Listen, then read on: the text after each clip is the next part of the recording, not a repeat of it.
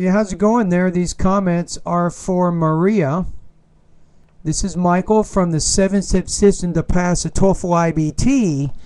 And you just submitted the writing practice test number 6 at the membership site. Okay, let's get started. Okay, first of all, paragraph 1 is very, very nicely written. You have a good thesis. Happiness has a positive impact in most areas of a person's life, such as relationships, health, and professional world. Okay, good. So to you, the most important characteristic is happiness, and now you're going to show how happiness affects a person in 3 areas. So essentially, you're using kind of what's called a cause-effect type relationship. The cause is happiness and how it affects a person's life in 3 specific areas, right? I got it. Okay, second paragraph is your best paragraph. It has a lot more development than paragraphs 3 and 4. So I think that's your strongest point. You have this idea relationships can face most of its challenges when at least one of the members involved has high levels of happiness. You said it would support the person to deal with conflict in a way that would facilitate, good vocabulary word by the way, very college level, facilitate any negotiation that comes up. Okay, so that's good. Let's go to paragraph 3. You have in, I'm going to say on the other hand, we typically use. A happy person is usually a healthy person.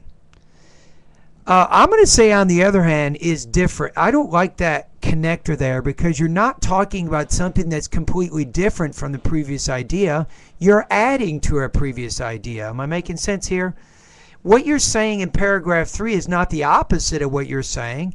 You're saying in addition to affecting a person's relationships, happiness is also important in terms of a person's health, right? So you should probably use a word like in addition, probably creates the best logical relationship that you want to use here.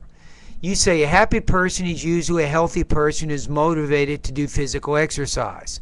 Research has demonstrated that exercise can boost endorphins, which are linked to happiness. As a result, the immune system increases and the person's health is good. Okay, that's pretty good. So the only thing you might be missing here is you might talk about a person who is bicycling maybe 3 times a day, or a person who runs maybe 2 or 3 times a day. You know, give a specific example of a type of exercise and then talk about the research regarding the exercise. So you need a little bit more development, I think, in paragraph 3 to help support the argument you're trying to make. Okay. The next one, the third consideration, that's brilliant.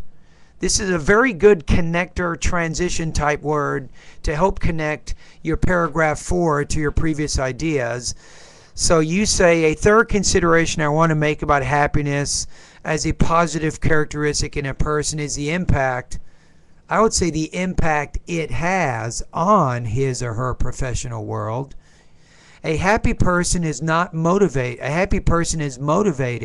to achieve high goals in his or her professional world. You might say something like, for example, a salesperson working for Hewlett Packard who's happy might be more motivated to sell for the company.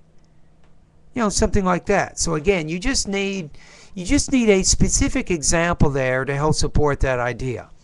Then you say this characteristic becomes a door opener for the person and it is easily accepted and respected. So that would be my only comment there. In conclusion, you say happiness might be the best characteristic a person can have as it helps a person in relationships, health, and professional world or something. I know what you're going to say, but you ran out of time and didn't say it. So I think overall you're in pretty good shape here. It's a very nicely written essay. So obviously, you know, I'm not surprised that you got 27 out of 30 on your TOEFL, but you're going beyond that, right? So I think what you did really well here, you use words like therefore, you use words like as a result. I think those were effective words. You can probably use one more of those kinds of words in paragraph 4. So it's easy to understand how everything connects.